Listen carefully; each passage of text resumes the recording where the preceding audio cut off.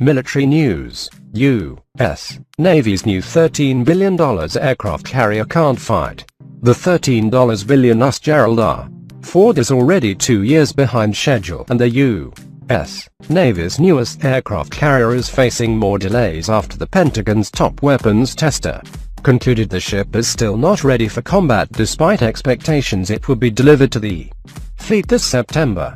According to a June 28 memo obtained by CNN, Michael Gilmore, the Defense Department's Director of Operational Test and Evaluation, said the most expensive warship in history continues to struggle launching and recovering aircraft, moving on board munitions, conducting air traffic control, and with ship self-defense. These 4 systems affect major areas of flight operations.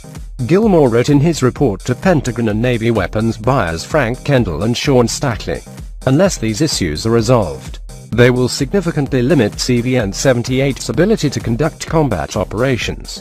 Fixing these problems would likely require redesigning the carrier's aircraft launch and recovery systems, according to Gilmore, a process that could result in another delay for a ship that was expected to join the fleet in September 2014.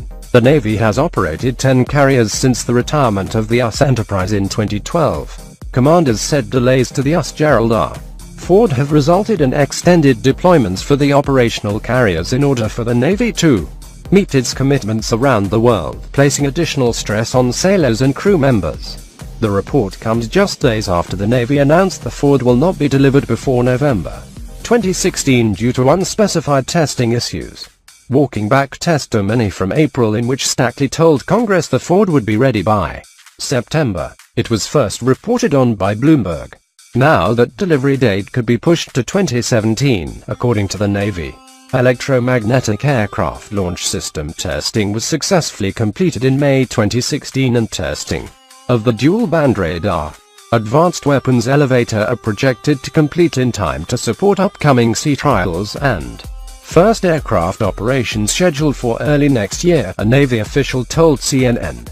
Sen. John McCain, chairman of the Senate Armed Services Committee, slammed the latest delay as unacceptable and entirely avoidable in a statement earlier this month. The Ford-class program is a case study in why our acquisition system must be reformed.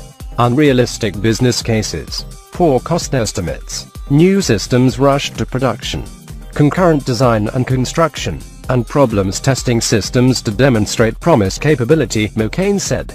The Usd13B Ford is the first of 3 Ford-class carriers ordered by the Navy, with combined costs expected close to $42 billion, after more than $3 billion in cost overruns have increased its cost to nearly $13 billion. The taxpayers deserve to know when CVN-78 will actually be delivered, how much developmental risk remains in the program, if cost overruns will continue, and who is being held accountable, he added. But officials from both the Navy and Department of Defense said the issues keeping the 100-foot supercarrier from active duty are the result of decisions made when the Pentagon committed to building the advanced ship in 2008. The decision to proceed with these 3 systems was made many years ago, prior to the maturation, when transformational approaches to acquisition were a policy, said Mark Wright, a Defense Department spokesman. This report from Dr. Gilmore clarifies concerns he had previously raised on this program. As the first new carrier design in 40 years, the Usd13B Ford incorporates new technology and operational systems that will allow it to have a higher aircraft launch and recovery rate, reduced manning, and improved survivability against projected threats. But choosing to integrate and test developmental systems compounded the inherent challenges of a first-in-class design, and significantly contributed the program's delays, according to a statement from the Navy. A comprehensive test program was developed to address the integration of these technologies, through which steady progress is being made to retire technical issues, the Navy said. To date, construction on the Ford is 98% complete, with 88% of the test program finished. Despite delays to the Usd13B Ford's delivery, the Navy says that the Ford-class carriers will yield a $4 billion reduction per ship cost as compared to its predecessor, the Nimitz class. The next carrier in the Ford class, the John F. Kennedy CVN-79, is scheduled to launch in 2020.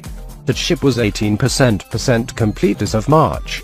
The third Ford-class carrier, the US Enterprise CVN-80, is set to begin construction in 2018. Including the new carriers, the Navy hopes to spend $81.3 billion to build 38 new warships, including the first replacement for the aging Ohio-class ballistic missile submarines, 9 Virginia-class attack submarines, 10 Arleigh Burke-class destroyers, and smaller numbers of other surface ships. The goal of the building plan is to have a Navy battle force of 308 ships by 2021, according to Stackley's testimony in April. Barbara Starr contributed to this report.